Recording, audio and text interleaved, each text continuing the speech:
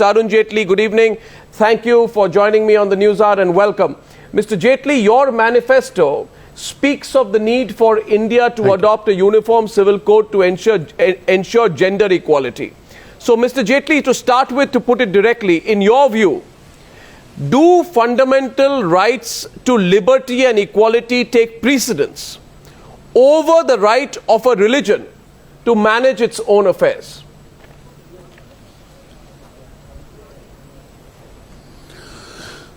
Well, I think the Indian constitutional system is very clear. We adopted a constitution which provided for a set of fundamental rights. The constitution had two distinct provisions. One in Article 13 which said that all laws will be compliant with fundamental rights. The second, of course, grants you the freedom to propagate and profess and practice your religion.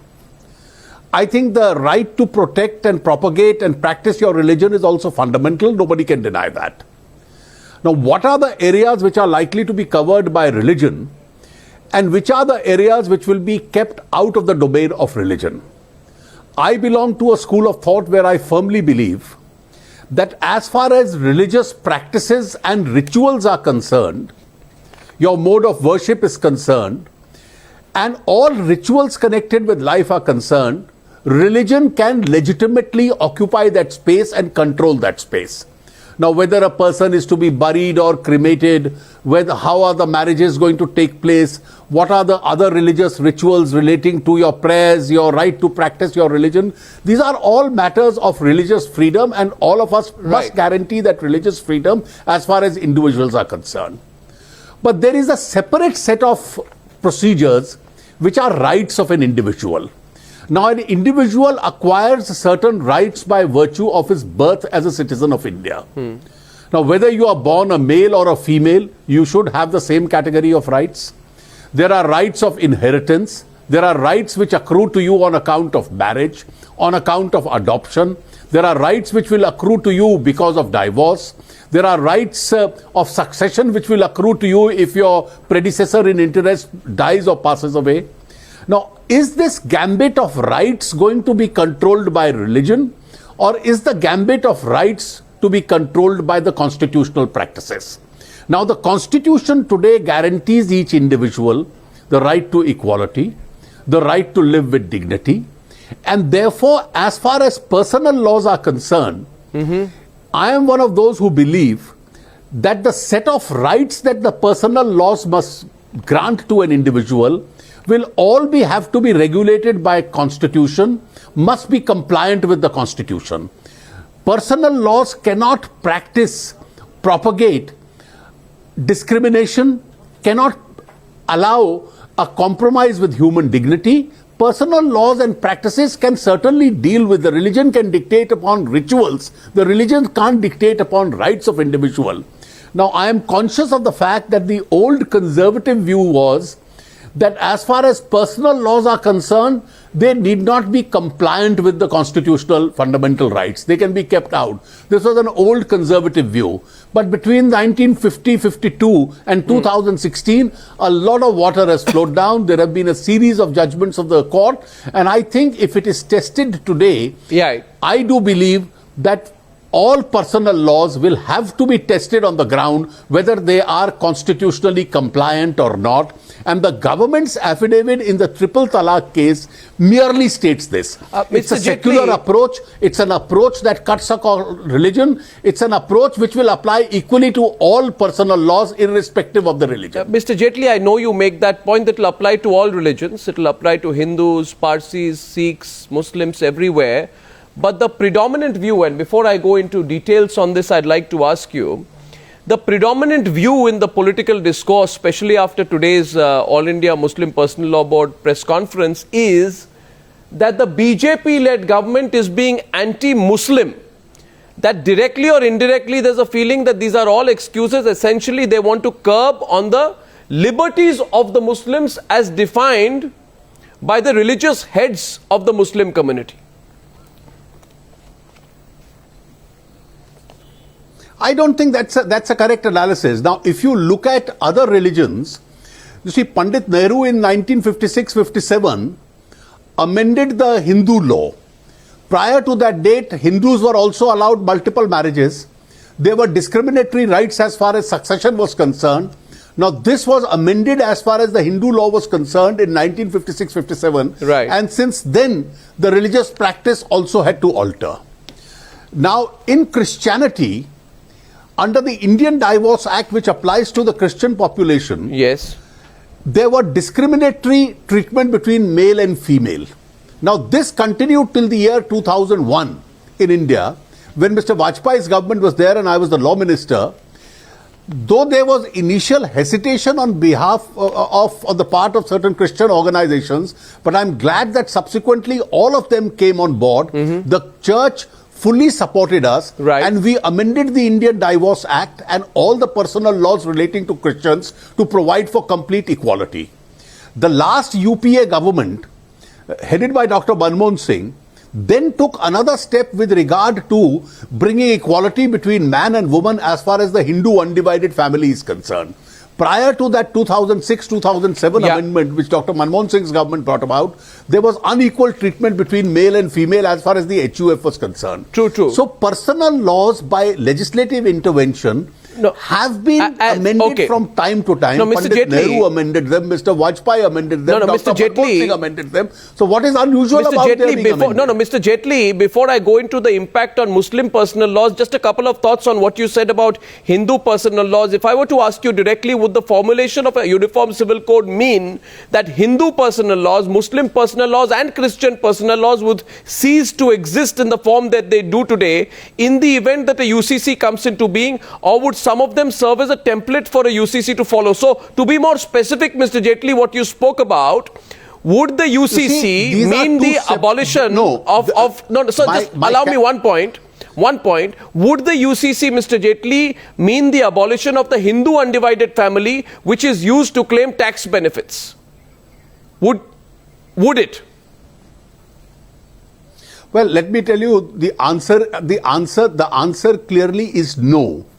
I don't think the idea behind the Uniform Civil Code as was envisaged, even in the Constitution, was ever to impose the personal law of one community as far as the other communities are concerned.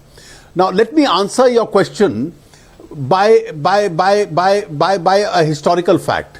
When the Constitution of India was being drafted, and you had people of the eminence of Dr. Rajendra Prasad, Pandit Jawaharlal Nehru, Sardar Patel, Dr. Ambedkar, all present in the Constituent Assembly, Dr. Ambedkar got up and proposed in Article 44 that the state shall endeavor to have a uniform civil code. That's right, it's still there. Nobody in 1948-49 regarded this as a communal approach. Right. It was intended to express a desire of India that eventually one day we'll have a uniform civil code. But let me, for the purposes of discussion today, merely say the Law Commission is undertaken an academic exercise pursuant to several directions of the Supreme Court. It's an academic exercise as to whether it is feasible, possible, not possible, what the opinion of various communities are. Ultimately, whatever the Law Commission decides is only recommendatory in nature. It will come up before Parliament if ever it has to be approved. We have not reached that stage. Why are we opposed to an academic discussion on something which was an expression of good faith as far as the Constitution is concerned? Is it because... And more than my friends in the minority community, the Muslim community, I am amazed and surprised at the stance of the Congress party, because the Congress party controlled the spirit of the Constituent Assembly of India. The Congress party was the majority party, it was the government. Pandit Nehru, Sardar Patel, Rajendra Babu all belonged to the Congress party. And they had envisaged in the Constitution that the state shall endeavor to have a uniform civil code.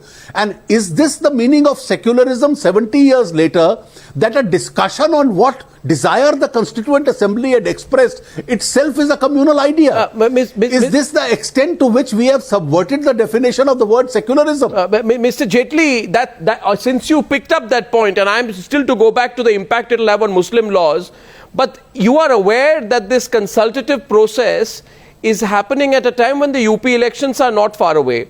As you have yourself said, some political parties and the Congress have started opposing the call for a uniform civil code. do you believe that we can see the kind of repeat of the kind of appeasement politics that we saw 31 years back in 1985 in the Shahbano case? Can this end up vitiating the atmosphere ahead of the UP elections? You see, these are three different things. Let us discuss each one of them. The first is the triple talaq case. Right. The issue in the triple talaq case only is this, as far as the government affidavit is concerned. The triple talaq case has nothing to do with Uniform Civil Code. The Right. only issue is, must personal laws be compliant with the Constitution or not? It's a legal exercise, it's a constitutional exercise, and I think the Supreme Court in India would be well advised to take a view that every law, including personal law, because personal law affects the life of every individual, and therefore it must be compliant with the Constitution. As far as the Shahbano case was concerned 31 years ago, I do believe that Mr. Rajiv Gandhi was ill-advised to bring about that amendment. The Shahbano amendment had nothing to do with personal law. There is a provision in the Code of Criminal Procedure, section 125, which is a plea against destitution. The plea against destitution is that any person who's earning and he refuses to maintain his wife, his aged parents or his minor children, because they have no resources to maintain themselves. So a person who has resources and is earning is duty bound to give, at that time in 1985-86, a maximum of a paltry amount of rupees 500 per month. So the maximum amount in 1985 was 500 rupees a month you must give to your aged parents or your wife or your children. If you are earning, you are bound to maintain them. So it is a protection in criminal law against destitution, because if people are driven to destitution, they will indulge in crime. That is the only way they will maintain themselves. And the Supreme Court said this is a very secular provision, irrespective of religion, it applies to everybody. And Mr. Rajiv Gandhi was ill-advised to amend the provision and say, if your wife or your children or your parents are driven to destitution and you belong to a particular religious denomination, you need not maintain them. I think in independent India, this was the grossest abuse of legislative power, where Indian Parliament legislated against the destitutes. Right. And therefore, it was an immoral piece of legislation that was brought about in 1985. One quick point, Mr. Jaitley, Yes, and now we'll come to the nub of the issue.